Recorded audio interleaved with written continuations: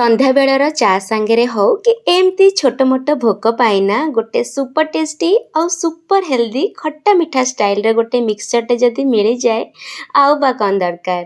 आजिर mixture बहुत special अच्छी कहीं मार्केट रे जो हल्दीराम रा मिक्सचर मिले ना पूरा से स्टाइल रे बनिबो सी भी मात्र 10 मिनिट रे आउ सबुठु खास कथा रहिबो बिना तेल रे आमे तैयारी करिबा। विश्वास करंतु एते सहज प्रोसेस रे मु आज तैयारी करिबा सिखेइबी। आपण जदि प्रथम थर भी भाबुचंती ना मिक्सचर बनेबा पई आपणकर मिक्सचर पूरा परफेक्ट बनिबो ता संगरे ना पूरा मार्केट स्टाइल रे बनिबो। ताहले चलंतु जल्दी जल्दी मिक्सचर बनेबा स्टार्ट करिबा। नमस्कार मो पूजा आपण समस्त को स्वागत करुछि मो चैनल ओडिया रोसई विथ पूजा रे। गोटे हेल्दी आउ टेस्टी चूड़ार मिक्सचर आमे बनेबा पई ना प्रथमे आमे नबा चूड़ा। गोटे तो मोटा चूड़ा आसे जोटा को आमे चूड़ा चकड़ी के हेरिका खाऊ आ गोटे आसे पूरा पतला चूड़ा माने पूरा पेपर भलिया हेतिबो जा को आमे नायलॉन चूड़ा भी कहू। आउ पतला चूड़ा नेले कोन ना बहुत जल्दी हमर भाजी भी हेजिबो आउ आमे जो मिक्सचरटा बनेइबा सेथे बहुत बढ़िया लागिबो। तो सेति पई मु एठी पूरा पतला चूड़ाटा नेछि आउ एठी मु 3 कप चूड़ा रखिछि। आपण केते की बनेबे सेही हिसाब रे सब नेबे। तापरे गोटे कढ़ाई हो फ्राइंग पैन हो जोटा हो गोटे बसई दबा।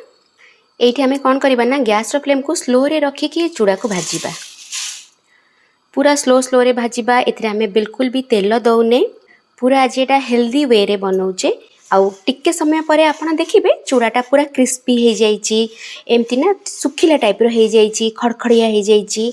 आ जेहेतु हमें बिना तेल रे पूरा भाजुचे सेति पई आपण स्लो फ्लेम रखिथिबे गैस को। एठी आपण देखि पारुथिबे धीरे धीरे केमती एटा श्रिंक हे जाउची माने सुखी जाउची केमती धीरे धीरे ना। आउ एबे केते कुड़कुड़िया भलिया हे गलानी देखिले एमती।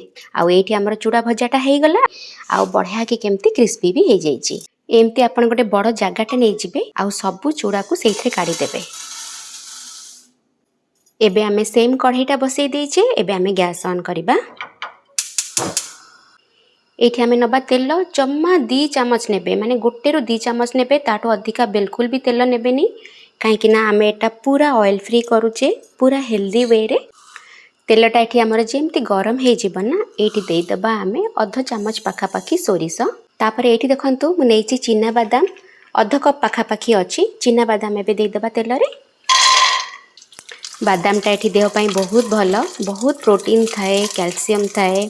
आज जहाँ जहाँ भी मो जिनस पकेबी ना सब मो माइंड रे रखिकी पकाउची जेमती ना गोटे छोट पिलाठू नहीं कि वयस्क लोक पर्यंत ना देह पई बहुत भलो हेई थाउ जोटा कि ना बहुत हेल्दी भी हो और ता संगे बहुत टेस्टी भी केमती हो।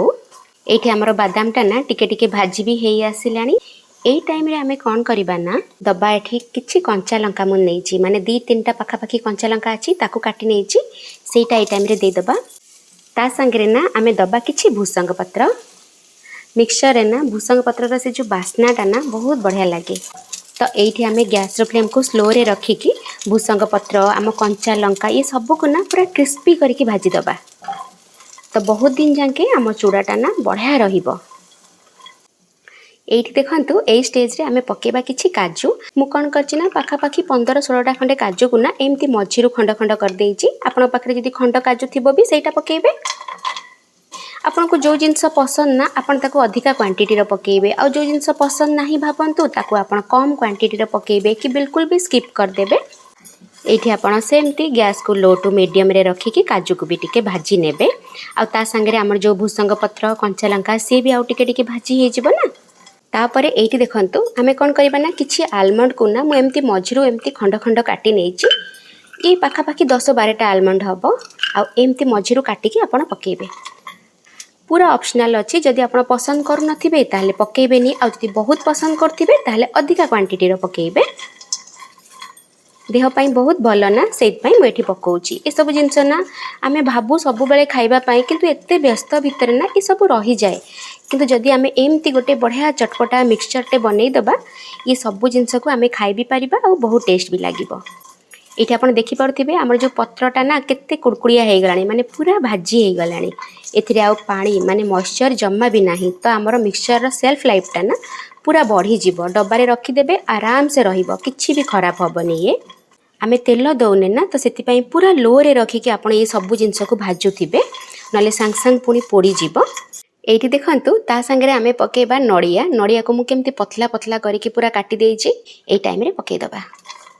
गोटे गोटे जिनस को पकाउची। गैस रो फ्लेम को मु लो रे रखीची आ ताकू टिके मु भाजी नउची। एमती सब मु करूची। मु पूरा ट्राए करूची। आपण जदी केबे भी मिक्सचर एरिका बनै नांती ना, एटा गोटे सहज मिक्सचर। तो आपण ए सहज मिक्सचर रो ट्राए करंतु बनेबा। आगु को जाई कि ना आमे हार्ड मिक्सचर भी बनेबा। आ सेम देखिबे टेस्ट लागिबो। मु आज जेमती करबी ना, से जो हल्दीराम हेरिका रे जो पैकिंग मिक्सचर आपण खाउचंती ना, पूरा सेम टेस्ट लागिबो। तो काहे कि आमे जिबा कहिले बाहरु किनिया पई एते टंका देकी आराम से टिके घरे काहे कि करी के एमती डब्बा रे रखी दबानी। एठी आपण देखि पारुथिबे सब जिंस हमर केते बढ़िया से भाजी हे गलानी। तार हल्का हल्का कलर भी चेंज हे गलानी। आ सब जिंस ना माने कुड़कुड़िया भलिया हे गलानी। आपण आवाज रो भी जानि पारुथिबे। तो आपण जानि देबे ई सब जिंस हमर प्रॉपर्ली भजा हे गला। एबे ए स्टेज रे आमे कोन करबा ना, आमे पकेबा किसमिस। एठी मु पाखा पाखी 10-15 टा किसमिस नेइची। एटा ब्लैक किसमिस टा। आउ आमे लास्ट रे काई पकाउचे कहले किसमिस टा ना बहुत जल्दी भाजी हे जाए। आपण जदी स्टार्टिंग रो पके देबे ना, से बेसी भाजी हे जिवो। ता कलर चेंज हे कि ना से अलगा ही हे जिवो। सेति पई जेबे सब जिंस हमर भाजी हे जिवो, आमे लास्ट रे किसमिस टा दबा।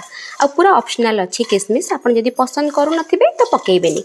एठी किसमिस को भी टिके आमे सब जिंस संगे भाजी नबा। तो सब जिंस एठी हमर बढ़िया से भजा हे गला।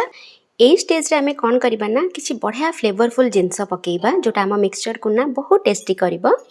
प्रथमे तो आपण लूणटा पकेइबे। केति कोन चूड़ा ओ सब जिंस नेइचंती ताकू देखि के एठी लूण पकेइबे। एठी तापर देखंतु मु पकेउची अध छोटो चमच बीट लूण। एटा बहुत इंपोर्टेंट। सब मिक्सचर दुकानी माने ए बीट लूणटा को पकांती गोटे चटपटा फ्लेवर पई। आपण जदी थिबो तो सियोर पकेइबे। तापरे एठी आमे दबा अध छोटो चमच हळदी गुंड, ताकि कलर टा ना आम मिक्सचर रे बहुत बढ़िया आसी जिवो। आमे जो मार्केट रो मिक्सचर किनुचु तार जेमती सेटा कलर देखाउची ना, पूरा सेमती देखा जिवो। तापरे एठी मु दउची अध छोटो चमच काश्मीरी चिली पाउडर। पूरा ऑप्शनल अछि। यदि पसंद करू नथिबे पकेइबेनी। किंतु आमे जो किना मिक्सचर टा खाऊ सेतरे केमती टिके राग राग हे कि खट्टा मिठा हे कि फ्लेवर टा थाए, ता कलर टा केम देखाउ थाए, सेमती आमे करिबा पई मु एठी पकेइची। तापरे एठी मु दउची अध छोटो चमच चाट मसला। एटा आम मिक्सचर को ना गोटे बढ़िया चटपटा फ्लेवर दबो, बहुत बढ़िया लागिबो। जदि नथिबो आपण आमचूर पाउडर भी एठी अध चमच पकेइ परिबे। एबे आमे सब जिंस को ना बढ़िया से मिक्स कर दबा। बहुत बढ़िया लागिबो ये मिक्सचर टा, पूरा चटपटा हे कि टिके राग राग हे कि। आमे घरे भी ना बाहर स्टाइल रो एत्ते बढ़िया मिक्सचर, से भी पूरा ऑयल फ्री, आमे केत्ते सहज रे तयारी कर दबा। बस ये सब जिंस हमर बढ़िया से मिसी भी गला। ए स्टेज रे आमे गैस रो फ्लेम को बंद कर दबा। एठी जो आमे चूड़ा को भाजी के रखिथिले, एबे सब जिंस को चूड़ा ऊपर दे दबा। ये सब को ना गोटे बड़ जगह को ट्रांसफर कर देबी। तो एठी आमे हल्का हाथ करिके सब जिंस को मिसई दबा। टिके संपरे देखिबे ना, ये सब जिंस गोटे कलर रो पूरा हे जाइतिबो। एठी देखंतु सब जिंस हमर केते बढ़िया से मिक्स हे गला।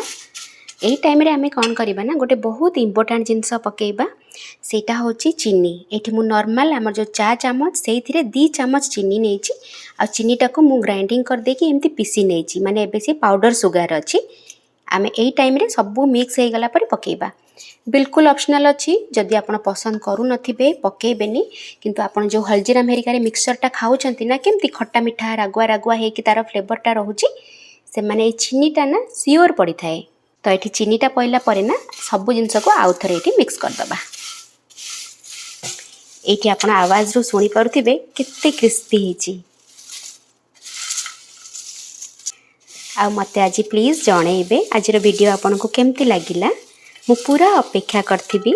मते बहुत भल लागे आपनकर मेसेज सब पढ़िया पाइना। तो सेति पई प्लीज भूलिबेनी मते मेसेज करिया पई। मो चैनल ले नुआ अछंती ताले प्लीज गोटे सब्सक्राइब कर देबे।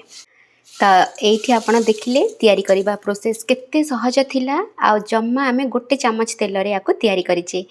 तो प्लीज खाली वीडियो देखिले जमा भी हबनी। आपण जल्दी जल्दी जानतु आ एमती मिक्सचर को तयारी करंतु आ मते जणांतु आपन को केमती कोन लागिला। पूरा हल्दीराम स्टाइल ले लागिबो। सीरियसली आपन को पूरा लागिबो ना, से हल्दीराम रो पैकेट टा खोली के आपन खाउचंती। तो मु रहूची पुनी आउथरे देखा हबो आपन को सहित आ गोटे नुआ आ इंटरेस्टिंग वीडियो रे। से पर्यंत रहूची। जय जगन्नाथ।